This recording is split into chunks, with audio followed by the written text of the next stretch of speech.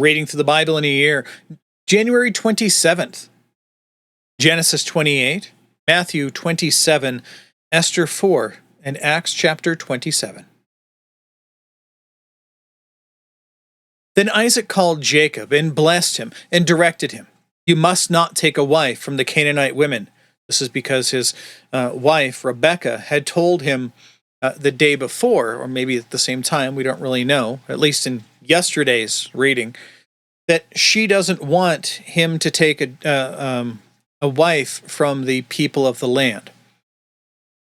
Verse 2, "Arise and go to Paddan Aram, to the house of Bethuel, your mother's father, and take as your wife from there one of the daughters of Laban, your mother's brother. God Almighty bless you, and make you fruitful, and multiply you, that you may become a company of peoples. May he give the blessing of Abraham to you and to your offspring with you, and that you may take possession of the land of your sojournings that God gave to Abraham." Thus Isaac sent Jacob away, and he went to Paddan Aram, to Laban, the son of Bethuel the Aramean, the brother of Rebekah, Jacob's and Esau's mother. Now Esau saw that Isaac had blessed Jacob and sent him away to Paddan Aram to take a wife from there, and that as he blessed him, he directed him, "You must not take a wife from the Canaanite women," and that Jacob had obeyed his father and his mother and gone to Paddan Aram. So when Esau saw that the Canaanite women did not please Isaac his father, Esau went to Ishmael and took as his wife, besides the wives that he had, Mahalath, the daughter of Ishmael, Abraham's son, the sister of Nebaioth. Jacob left Beersheba and went toward Haran. And he came to a certain place and prayed there that night, because the sun had set. Taking one of the stones of the place, he put it under his head and lay down in that place to sleep. And he dreamed, and behold, there was a ladder set up on the earth, and the top of it reached to heaven.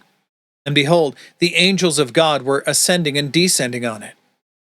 And behold, Yahweh stood above it and said, "I am Yahweh, the God of Abraham your father, and the God of Isaac. The land on which you lie I will give to you and to your offspring. Your offspring shall be like the dust of the earth, and you shall spread abroad to the west and to the east, to the north and to the south. And in you and in your offspring shall all the families of the earth be blessed. Behold, I am with you, and will keep you wherever you go, and will bring you back to this land, for I will not leave you until I have done what I have promised you." Then Jacob awoke from his sleep, and said, "Surely Yahweh is in this place, and I did not know it." And he was afraid and said, "How awesome is this place! This is none other than the house of God, and this is the gate of heaven." So early in the morning, Jacob took the stone that he had put under his head and set up a pillar and poured oil on top of it. He called the name of that place Bethel, meaning the house of God. But the name of the city was Luz at the first. Then Jacob made a vow, saying, "If God will be with me, and will keep me in this way that I go, and will give me bread to eat and clothing to wear, so that I shall come again to my father's house in peace, then Yahweh shall be my God. And this stone, which I have set up for a pillar, shall be God's house. And of all that you give me, I will give a full tenth to you." Bringing up the timeline of Jacob for you here, the notes. Let's move on to Matthew 27. When morning came, all the chief priests and the elders of the people took counsel against Jesus to put him to death. And they bound him and led him away and delivered him over to Pilate, the governor. Then, when Judas, his betrayer, saw that Jesus was condemned, he changed his mind and brought back the 30 pieces of silver to the chief priests and the elders, saying, I have sinned by betraying innocent blood." And they said, "What is that to us? See to it yourself." And throwing down the pieces of silver into the temple, he departed, and he went and hanged himself. But the chief priests, taking the pieces of silver, said, "It is not lawful to put them into the treasury, since it is blood money." So they took counsel and bought with them the potter's field as a burial place for strangers. Therefore that field has been called Field of Blood, or Edokama, to this day. Then was fulfilled what was spoken by the prophet Jeremiah, saying, And they took the 30 pieces of silver, the price of him on whom a price had been set by some of the sons of Israel, and they gave them up for the potter's field. Or rather, as the Lord directed me. Now Jesus stood before the governor, and the governor asked him, "Are you the king of the Jews?" And Jesus said, "You have said so." We talked about that term yesterday. But when he was accused by the chief priests and the elders, he gave no answer. Then Pilate said to him, "Do you not hear how many things they testify against you?" But he gave him no answer, not even to a single charge, so that the governor was greatly amazed. Now at the feast, the governor was accustomed to release for the crowd any one prisoner whom they wanted. And they had a notorious prisoner called Barabbas. So when they had gathered, Pilate said to them, "Whom do you want me to release for you? Barabbas," whose name literally means son of the father or son of his father, "or Jesus, who was called the Christ?" For he knew that it was out of envy that they had delivered him up. Besides, while he was sitting on the judgment seat, his wife sent word to him, saying, "Have nothing to do with that righteous man, for I have suffered much because of him today in a dream." Now the chief priests and the elders persuaded the crowd to ask for Barabbas to destroy Jesus. The governor again said to them, "Which of the two do you want me to release for you?" And they said, "Barabbas." Pilate said to them, "Then what shall I do with Jesus, who is called Christ?" They said, "Let him be crucified." And he said, "Why? What evil has he done?" But they shouted all the more, "Let him be crucified." So, when Pilate saw that he was gaining nothing, but rather that a riot was beginning, he took water and washed his hands before the crowd, saying, "I am innocent of this man's blood. See to it yourselves." And the people answered, "His blood be on us and on our children." Then he released for them Barabbas, and, having scourged Jesus, delivered him to be crucified. Then the soldiers of the governor took Jesus into the governor's headquarters, and they gathered the whole battalion before him. And they stripped him and put a scarlet robe on him, and twisting together a crown of thorns, they put it on his head and put a reed in his hand. And kneeling before him, they mocked him, saying, "Hail, King of the Jews!" And they spit on him, and took the reed and struck him on the head. When they had mocked him, they stripped him of the robe and put his own clothes on him and led him away to crucify him. As they went out, they found a man of Cyrene, Simon by name, and they compelled this man to carry his cross. When they came to a place called Golgotha, meaning place of a skull, they offered him wine to drink mixed with gall, but when he tasted it, he would not drink it. When they had crucified him, they divided his garments among them by casting lots. And they sat down and kept watch over him there.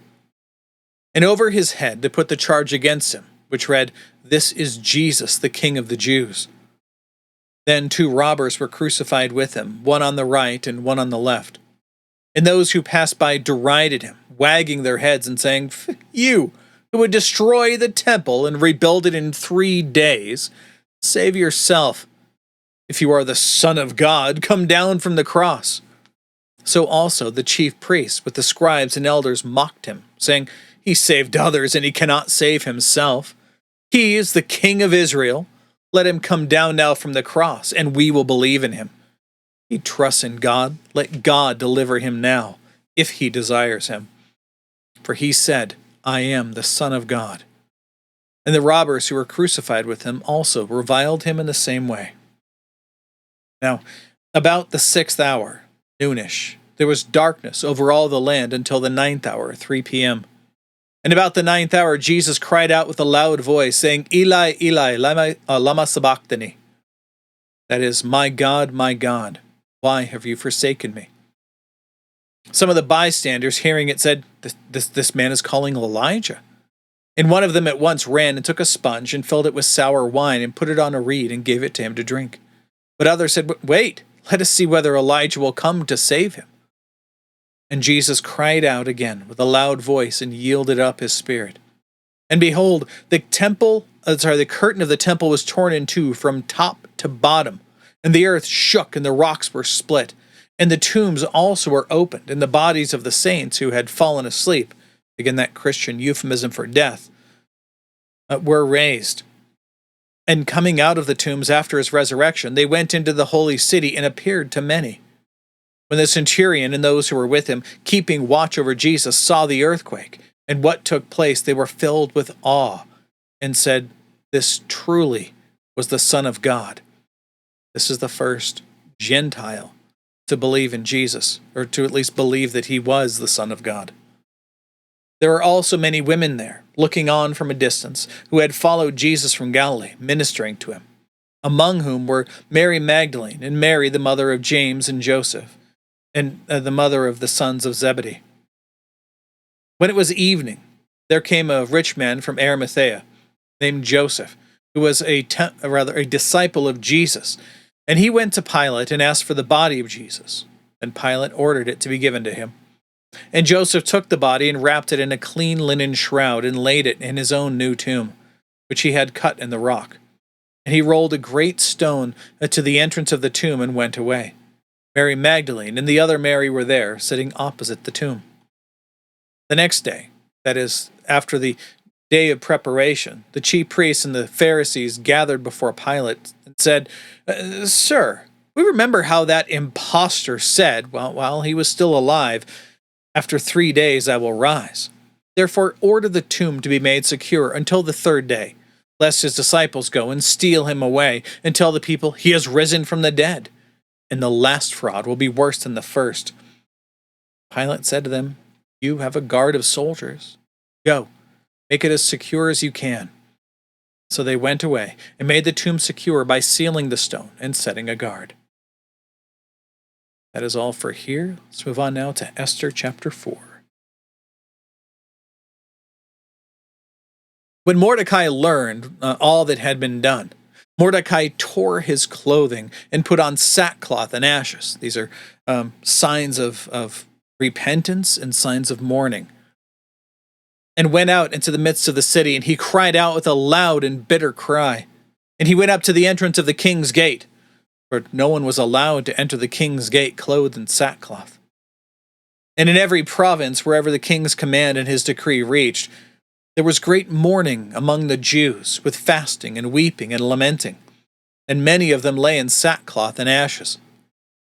When Esther's young women and her eunuchs came and told her, the queen was deeply distressed. She sent garments to clothe Mordecai so that he might take off his sackcloth, but he would not accept them. Then Esther called for Hatak, one of the king's eunuchs, who had been appointed to attend her.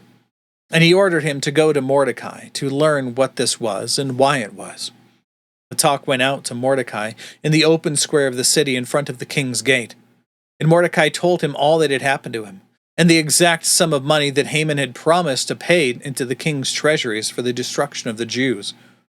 Mordecai also gave him a copy of the written decree issued in Susa for their destruction, that he might show it to Esther and explain it to her and command her to go to the king and beg his favor and plead with him on behalf of her people. And Hatak went and told Esther what Mordecai had said. Then Esther spoke to Hatak and commanded him to go to Mordecai and say, "All the king's servants and the people of the provinces know that if any man or woman goes to the king inside the inner court without being called, there is but one law, to be put to death, except the one to whom the king holds out the golden scepter so that he may live. But as for me, I have not been called to come into the king these 30 days. And they told Mordecai what Esther had said. Then Mordecai told them to reply to Esther, "Do you think that you yourself do not think to yourself that in the king's palace you will escape any more than all other Jews. If you keep silent at this time, relief and deliverance will arise for the Jews from another place, but you and your father's house will perish. Who knows whether you have not come to the kingdom for such a time as this?" Then Esther told them to reply to Mordecai, "Go, gather all the Jews to be found in Susa, and hold a fast on my behalf, and do not eat or drink for 3 days, night or day. And I and my young women will also fast as you do. Then I will go to the king, though it is against the law. If I perish, I perish." Mordecai then went away and did everything as Esther had ordered him. All the notes to here. Let's conclude today in Acts 27.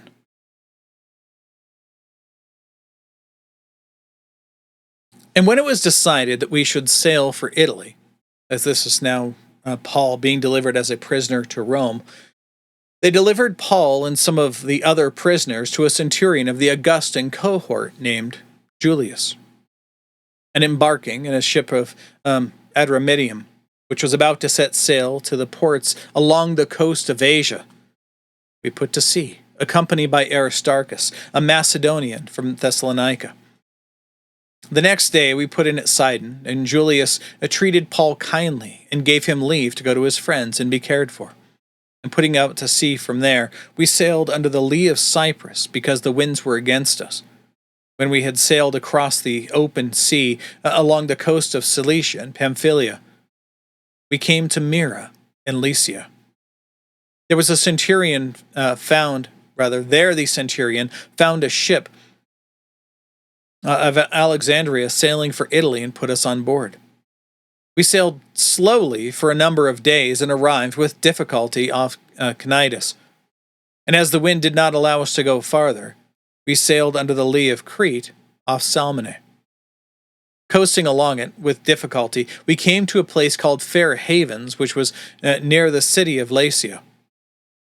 Since much time had passed and the voyage was now dangerous because even the fast was already over, Paul advised them, saying, "Sirs, I perceive that the voyage will be with much injury and loss, not only of the ship and cargo, but also of our lives." But the centurion paid more attention to the pilot and to the owner of the ship than to what Paul said. Because the harbor was not suitable to spend the winter in, the majority decided to put out to sea from there, on the chance that somehow they could reach Phoenix, a harbor of Crete, facing both northwest and southwest, and spend the winter there. Now, when the south wind blew gently, supposing that they had obtained their purpose, they weighed anchor and sailed along Crete, close to the shore. But soon a tempestuous wind, called the northeaster, struck down from the land. When the ship was caught and could not face the wind, we gave way to it and were driven along. Running under the lee of a small island called Cauda, we managed with difficulty to secure the ship's boat. After hoisting it up, they used supports to undergird the ship. Then, fearing that they would run aground on the Syrtis, they lowered the gear, and thus they were driven along. Since we were violently storm-tossed, they began the next day to jettison the cargo. On the third day, they threw the ship's tackle overboard with their own hands. When neither sun nor stars appeared for many days, and no small tempest lay upon us, all our hope of being saved was at last abandoned. Since they had been without food for a long time, Paul stood up among them and said, "Men, you should have listened to me, and not set sail from Crete and incurred this injury and loss. Yet now I urge you to take heart, for there will be no loss of life among you, but only of the ship. For this very night there stood before me an angel of the God to whom I belong, and whom I worship. And he said, 'Do not be afraid, Paul. You must stand before Caesar, and behold, God has granted you all those who sail with you. So take heart, men, for I have faith in God that it will be exactly as I have been told. But we must run aground on some island.' When the 14th night had come, as we were being driven across the Adriatic Sea, about midnight the sailors suspected that they were nearing land. So they took a sounding and found 20 fathoms. A little farther on, they took a sounding again and found 15 fathoms. Fearing that we might run aground on the rocks, they let down 4 anchors from the stern and prayed for the day to come. And as the sailors were seeking to escape from the ship, they had lowered the ship's boat into the sea under pretense of laying out anchors from the bow. And Paul said to the centurion and the soldiers, 'Unless these men stay in the ship, you cannot be saved.' Then the soldiers cut away the ropes of the ship and of the ship's boat and let it go. As day was about to dawn, Paul urged them all to take some food, saying, Today is the 14th day that you have continued in suspense and without food, having taken nothing. Therefore, I urge you to take some food, for it will give you strength, for not a hair is to perish from the head of any of you." When he had said these things, he took bread, and giving thanks to God in the presence of all, he broke it and began to eat. Then they all were encouraged and ate some food themselves. There were in all 276 persons in the ship. When they had eaten enough, they lightened the ship, throwing out the wheat into the sea. Now, when it was day, they did not recognize the land, but they noticed a bay with a beach, on which they planned, if possible, to run the ship ashore. So they cast off anchors and left them in the sea, or cast off the anchors and left them in the sea, at the same time loosening the ropes that tied the rudders. Then, hoisting the foresail to the wind, they made for the beach. But, striking a reef, they ran the vessel aground, and the bow stuck and remained immovable, and the stern was being broken up by the surf. The soldiers' plan was to kill the prisoners, lest any should swim away and escape.